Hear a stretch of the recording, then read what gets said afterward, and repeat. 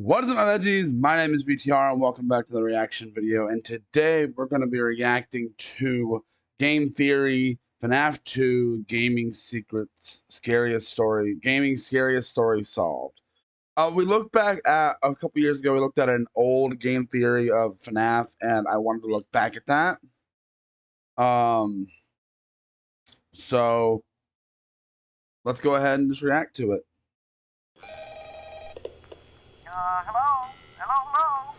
Hello, and welcome to the new and improved Five Nights at Freddy's 2 video. I'm here to answer any questions the game may have left unanswered. The game's developer, he's a pretty tricky guy. Don't worry, though, we'll get everything cleared up. Oh, and, watch out for the puppet.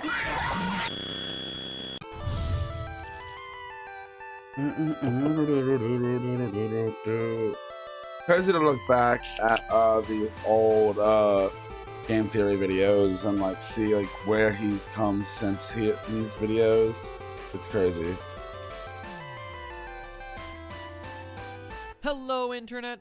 Welcome to Game Theory, the show that promises not to include any more gratuitous jump scares, unless that's just what I want you to think, so I can lull you into a false sense of security and scare you again. But I wouldn't do that. I'll just let the uncertainty of whether a jump scare is going to happen or not drive you insane for the rest of this episode. Man, I love reverse psychology. You know what else I love? These games! Not because I'm freaked out by the rosy-cheeked, tingle-looking, emotionally dead animatronics. Okay, well, Balloon Kid is pretty messed up, but whatever. No, what I appreciate about these games is the level of thought that went into every element of the story. When you create a game that has if only you knew about whether it's a Pat, sequel or a prequel, you've definitely done something right. Unless that was never your intent, in which case you've done something horribly, horribly wrong. Anyway, the point is, Five Nights at Freddy's 2 looks to be everything you'd want in a sequel. More cameras, more danger, and more fan. Oh, the fan. But that also comes with more questions. Questions about the game's lore. And while others will provide you with the jump scares, I provide you with what everyone really wants, answers. Well, maybe not everyone. What an elite, educated subset of you really want, answers. So grab yourselves a slice of Freddy Fazbear's signature pizza. Wonder how much of this holds up. Dig in. Ugh.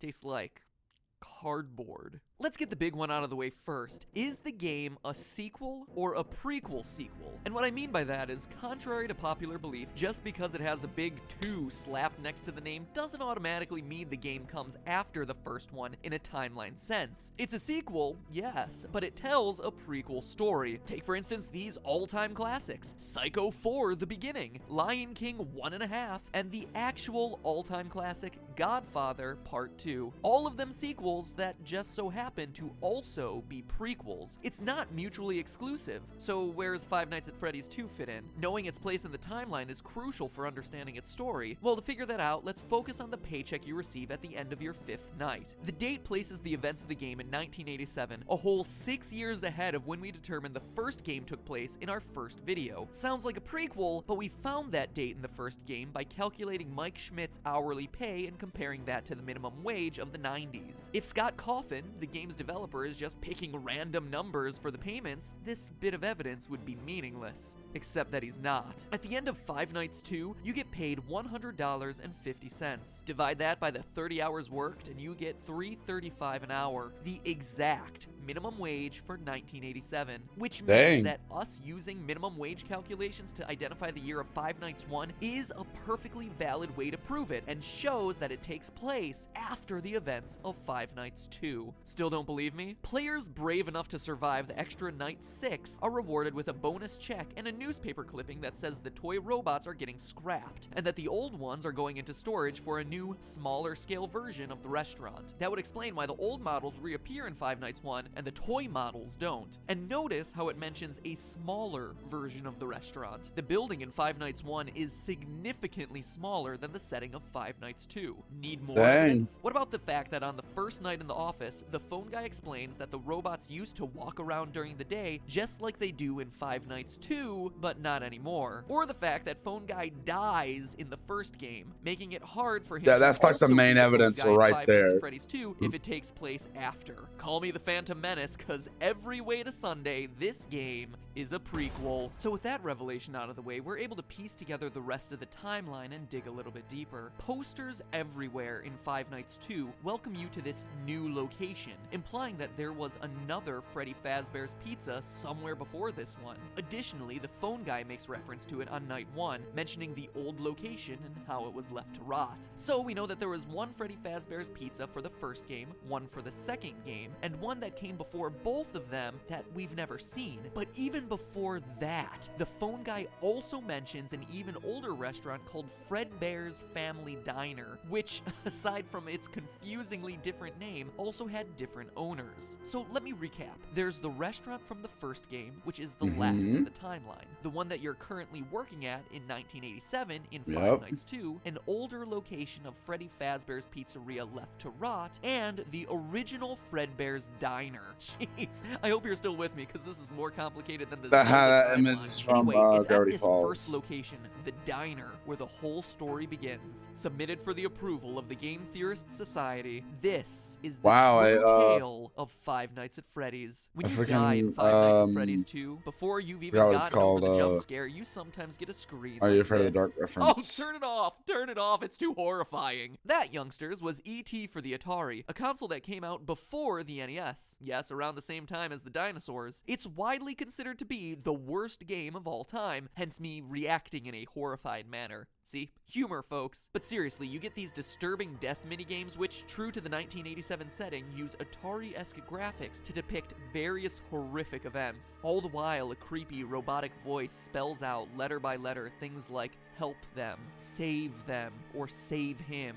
These death minigames are the most important piece in figuring out the true story behind these games. Let's start with this one. This death minigame has you playing as Freddy, taking cake to screaming children at a birthday party. As Freddy rushes around trying to keep the whole party happy, a single sad child looks on from outside, when suddenly you're powerless to do anything but look on in abject horror as a purple man pulls up in a car, murders the child, and drives off. It's my belief. Dang, it's crazy how that big and this game important takes that would place wind up at being Fredbear's later. Diner, and is chronologically the first event that we see in this timeline. How do I know? Well, it's a small establishment, and there's only one animatronic, Freddy, as opposed to all the other games which show other robots. But more Well, later we importantly, find out this murdered child is the one that Fredbear's sets has two everything animatronics. into motion. One of the new tasks added to Five Nights at Freddy's 2 is winding a mysterious music box that we're told placates one of the animatronics. If you fail to wind the music box, what you're introduced to is this terrifying thing, the puppet. It looks like No-Face from Spirited Away. You know what else he looks Kinda like? does. Take a look at that murdered child again. See how his tear tracks remain visible on his Dang, face he grabbed even that after he's real dead? fast. If we assume that they'll continue to stay with him That's into the goes afterlife, later we can on. make a pretty good case that this kid's murdered spirit eventually found its way into the puppet animatronic. But that's not all. What jump scare happens after this save him minigame? After seeing this tear-stained child's murder reenacted in 8-bit, the puppet jumps out of the screen and attacks you. Coincidence? I don't think so. That incident marks the first time the chain is ever associated with a violent act carried out against a child, and we can infer that it was this incident that caused the original owners of Fredbear's Diner to sell off to the company now known as Fazbear Entertainment. Now, I don't know about you, but if I was senselessly murdered and left to haunt a crappy pizza place for the rest of my life in the body of an awful-looking clown doll, I'd want to get my revenge as soon as possible. Unfortunately for our vengeful puppet, though, it doesn't quite turn out that way. Fast forward a few years to Freddy Fazbear's Pizza, the first location, the one that has yet to appear in a game. This new restaurant is the one we learned about in my earlier episode and throughout the first game, where our pal the murderer uses a golden Freddy suit to lure away and kill 5 children in the back room. As we read through the various articles on the wall, Which he we gets learn caught is the next later day, is the but Fredbear bodies are suit, never I'm found, pretty sure. presumably But because now, they've like, been the stuffed FNAF into the timeline is animatronic so suits. confusing The restaurant now. stays open for a few months until the dead body stink starts to waft off the robots and causes the place to get shut down for health reasons. But how do we know this happened in the first pizzeria's location? Again, we turn to what the phone guy says. On night 2 of Five Nights 2, he mentions the smell coming from the old animatronics, the smell that got the original restaurant shut down. We also know that after the Golden Freddy incident, it took multiple months for the restaurant to get shut down. That couldn't have happened in the restaurant of Five Nights at Freddy's 2, which is shut shut down on night 6 and into the foreseeable future. But outside of these lore clues, it also makes logical sense. Before the Golden Freddy murders, there was one dead child whose tear-stained soul existed in the form of the puppet. But now there are 5 more dead children, and thanks to another of the death minigames, we find out exactly what happened to them. Well, In the isn't Help Them like minigame, Golden the puppet Freddy the stuffs first the one dead that children died? into the robotic suits, giving their souls new life, and preps them for their eternal mission of vengeance. But MatPat, you say through your chattering teeth, there are only 4 dead children in that game. To which I tell you, look closer if you dare. For the frame right before Golden Freddy's head jumps out and attacks features the lost 5th dead child, and what started as a haunted puppet has suddenly become an army of possessed animatronics out for revenge. But wait, that's not all we know. We also know the murder was committed by the same guy who killed the first child. How? Look at the Foxy death minigame. Twice, Foxy runs out to meet the kids, but the 3rd time we see the tall purple man again, smiling. Foxy goes into the other room to find 5 dead children. The man in purple strikes again. Skip ahead to 1987, finally bringing us to the events of Five Nights at Freddy's 2. The old animatronics have been retired, and the cute new versions of all our favorite friends come equipped with facial recognition software that just so happens to be connected to a sex offender database. Seems like an oddly specific detail, right? Until you consider that the last restaurant was closed for having children get kidnapped and killed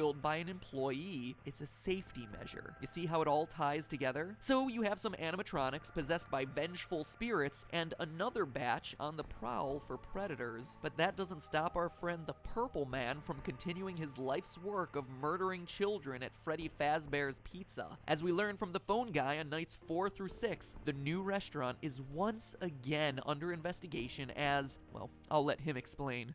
Hello. What on earth are you doing there? Didn't you get the memo? The place is closed down, at least for a while. Someone used one of the suits. We had a spare in the back, a yellow one. Someone used it.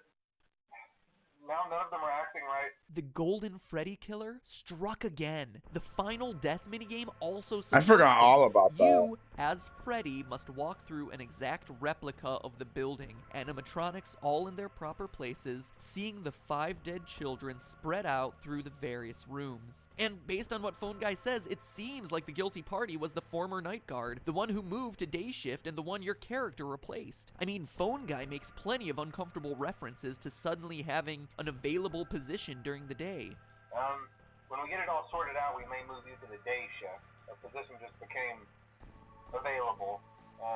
We don't have a replacement for your shift yet, but we're working on it. But is the Purple Man really someone we've never met, and who's only worked there a week? Or is it someone we trust? Someone with a long history with these characters? Someone no one would suspect? The head guard. The one forced to fill empty positions and teach new recruits by leaving them instructions over the phone. Is the Purple Man the phone guy? Ask yourself this. What do we really know about Phone Guy? Let's look at what he says. First, he always speaks like an outsider looking in. He refers to the management of the company as they. So he's not a higher up like the CEO or even a manager. But he's also not a typical day worker, as he says things like the employees and the staff. So he works there, but isn't generally considered a regular member of the company. We also know that he's qualified to take the role of a night guard. As we learn, he plans to take over the position sometime after night 6, and is on his way out of the position by the time the first game starts. For now, just make it through the night.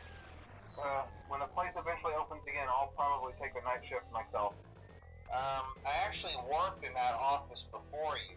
I'm finishing up my last week now, as a matter of fact. What else do we know? Well, we know that Phone Guy has a long history with the company, being with it at least since the first... Wait, is this gonna come into the theory that Phone Guy and Purple Guy are the same guy? See, the pirate was always his favorite, and that he has never liked the puppet because, as he says, it was always thinking. Yeah, I told you wouldn't have any problems. Did Foxy ever appear in the hallway? Probably not. I was just curious.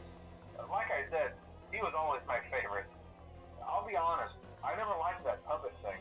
It's always thinking, and it can go anywhere. Okay, but what do we know about the purple guy, the Golden Freddy killer? Well, let's look at the minigames again. He has a long history so this with is the the franchise, theory killing connecting since it them. was Fredbear Diner. We see him smiling as he watches Foxy perform, Phone Guy's favorite, right before Foxy sees the room of dead children. We know that the puppet and the killer wouldn't get along, which would explain Phone Guy's discomfort around a creature that he describes as always thinking. And here's the bombshell. We know the killer is a security guard. How? On very rare occasions during the Save Them minigame, while Freddy chases the puppet, the purple man appears and chases you. Look on his chest. It's an orange badge, the kind that would be given to a security guard. Now look at his eyes. Notice the white spots. An odd, seemingly innocuous detail. But now look at Golden Freddy. Look deep into his dead, vacant eyes. What do you see?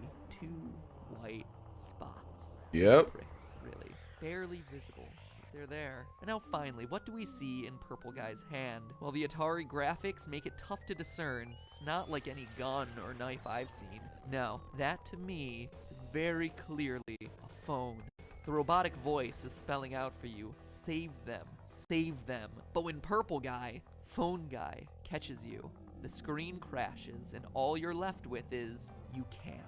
But that's not where it ends, Internet. As you and I both know, there's still Five Nights at Freddy's 1. If this game is last in line and the puppet is truly pulling the strings behind all of this, you might be asking yourself where he is in Five Nights 1. We know the other animatronics got scrapped, but this ghostly guy should still be around if this timeline I proposed is correct. And get this, the puppet is in the first game. Take a look at the East hallway. Seems pretty normal, right? But every so often, the posters on the walls change to this. A crying child with 2 streaming lines down his face. Look familiar? Yeah, I gotta Five encounter Nights that at a couple Freddy's times. series is about vengeance. 1 child, 6 children, more. Looking for revenge against a sick child killer. The purple guy. The guy who just so happens to be the first voice you hear when turning on these games. Save them. I'm pretty sure Save this them. theory, though, has been thrown out the You window at this can't. point. But hey, that's just a theory. A game theory. Thanks for watching. Make sure you wind that music box by clicking the subscribe button, otherwise the puppet might get ya. Click it! Click it! Oh, I guess you were safe after all. It's almost the holiday break. You know what I like to do during this time of love and gladness? Catch up on my favorite TV shows. But at this point I don't have cable and should probably avoid pirating things, which is why I subscribe to Hulu Plus. And by Wow, that's... Yeah, this is old. Alright, that's all we're gonna have to say for this time. Looking back at these theories is really interesting to see where, like, the fan bases come from and, like, also where MatPat has come from. But that's also all I gotta say for this video, guys. I hope you guys enjoyed this reaction, and I will see you guys in the next video. Bye!